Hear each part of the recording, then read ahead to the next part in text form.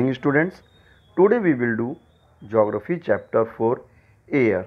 In this chapter we are going to read about atmosphere and its layer.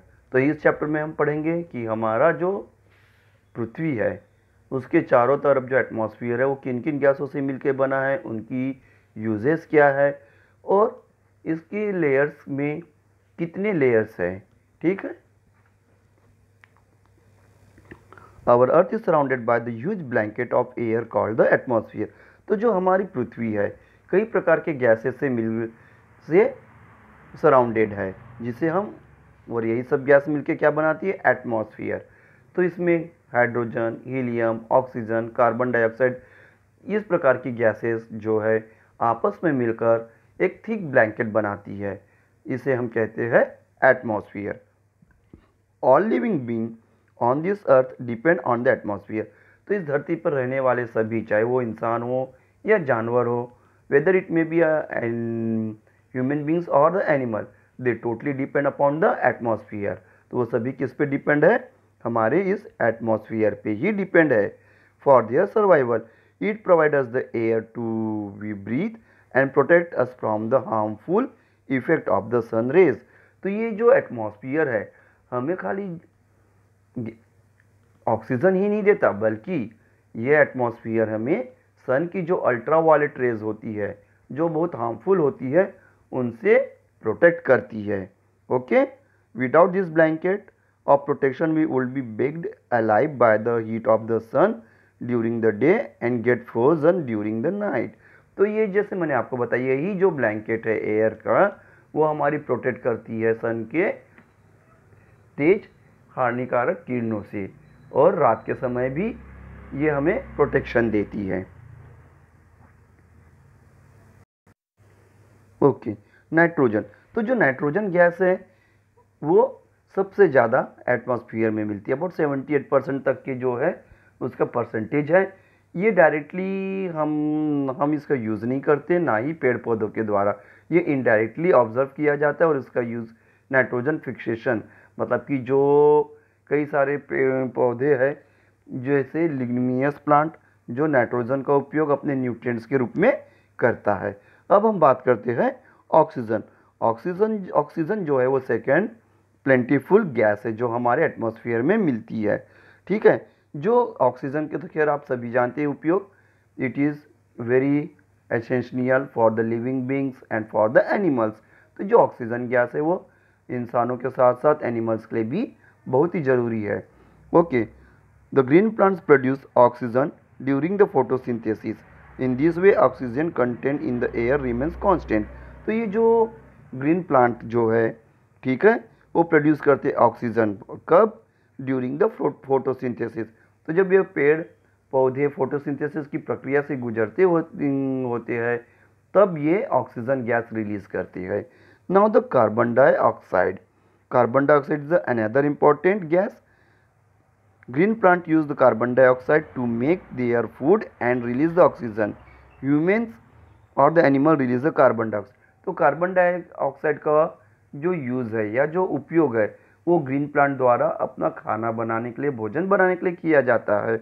और carbon dioxide उनको animal से, human being से और कई जगहों से मिलता है. हम फ्यूल के रूप में ये यूज़ कर जलाते हैं कोई चीज़, जैसे लकड़ियाँ जलाए तो उससे जो कार्बन डाइऑक्साइड गैस निकली, या आपके फैक्ट्रियों से निकलने वाली धुएँ. ठीक है. तो इस प्रकार जो कार्बन डाइऑक्साइड है वो पेड़ या पौधे ऑब्जर्व करते हैं, और उसके बदले में वो हमको उसके बदले में हमको क्या देते हैं, ऑक्सीजन देते हैं. ठीक है. Now structure of the atmosphere. अब हम बात करते हैं कि हमारा जो एटमॉस्फेयर है, हमने अभी यहाँ कार्बन डाइऑक्साइड पढ़ा, ऑक्सीजन गैस के बारे में पढ़ा, नाइट्रोजन गैस के बारे में पढ़ा. तो ये तो बहुत सारी गैसेस है, तो इनके कुछ लेयर्स भी है. तो it's divided into the 5 layers. तो जो हमारा एटमॉस्फेयर है उसका जो लेयर है वो 5 पार्ट्स में डिवाइड है. कौन कौन से हैं? Troposphere, stratosphere, mesosphere, thermosphere and exosphere. Let's see first troposphere. This layer is the most important layer of the atmosphere.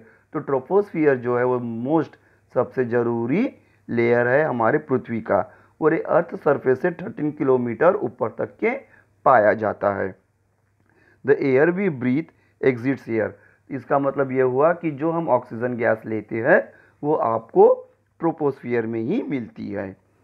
Almost of the weather phenomena like rainfall, fog, hailstorm, और जितने भी प्रकार के क्लाइमेटिक चेंजेस है जैसे पानी गिरना या बर्फबारी या ओले गिरना, इस प्रकार की पूरी प्रक्रिया ये आपको ट्रोपोस्फियर में ही मिलती है। ठीक है। Now stratosphere, above the troposphere lies the stratosphere, it extended up to the height of 50 kilometre. तो स्टेरोस्फियर जो है वो ट्रोपोस्फियर के ऊपर में होता है, ठीक है, और उसकी जो हाइट होती है 50 किलोमीटर तक के रहती है। The stratosphere it extended up to the height of 50 kilometre. This layer is almost free from the clouds and associate weather phenomena. तो देखिए ये जो स्टेरोस्फियर है यहाँ किसी भी प्रकार का वेदर फिनोमिना चेंज नहीं होता। क्लाउड्स एब्सेंस है, वेदर फिनोमिना नहीं होता जैसे ट्रोपोस्फियर में होता है। तो इसलिए जो ये स्टेरोस्फियर है आइडल है किसके लिए, हमारी जितने भी एयरलाइंस है या एरोप्लेन है वो सभी इसी स्टेरोस्फियर पे ही फ्लाई करती है, इसी लेयर को यूज़ करती है। Okay, and even this stratosphere have the ozone gas. तो ये ओजोन जो गैस है वो किस काम में आती है, मैंने आपको पहले ही बताया था कि सन की हार्मफुल अल्ट्रावायलेट रेज से ये लेयर हमको प्रोटेक्ट करती है। ठीक है। Okay, now the third layer is mesosphere. This is the third layer of the atmosphere, it lies above the stratosphere. तो जो मेनोस्फियर है वो हमारी थर्ड लेयर है और ये स्टेरोस्फियर के ऊपर में होती है, और ये it lies up to the 80 kilometre, ये 80 किलोमीटर तक के होती है। Meteors burns up in the layer. तो देखिए जो कभी कभार ऐसा होता है कि यूनिवर्स से कुछ छोटे छोटे क्षुद्र जलते हुए मिट्रोइड्स हमारे पृथ्वी के वातावरण वायुमंडल में आते हैं, और वे आते ही आपने अगर कभी रात को देखा शूटिंग स्टार टाइप का वो जल जाते हैं। क्यों, वो इसी लेयर पे जिसे मैंने आपको बताया मेनोस्फियर जो हमारे स्टेरोस्फियर के ऊपर 80 किलोमीटर तक रहता है, उस एरिया में उस लेयर में आते ही ये जो मिट्रोइड्स है वो बर्न हो जाते हैं, तो ये पूरी तरह हमारे पृथ्वी में नहीं आ पाते। ठीक है। Okay, thermosphere. The thermosphere is the layer in the earth atmosphere directly above the mesosphere. तो जो थर्मोस्फियर है वो आपको किसके ऊपर मिलेगा, वो मिलता है मेनोस्फियर के ऊपर। ठीक है। Within this layer atmosphere ultraviolet radiation causes फोटोनियोजेशन।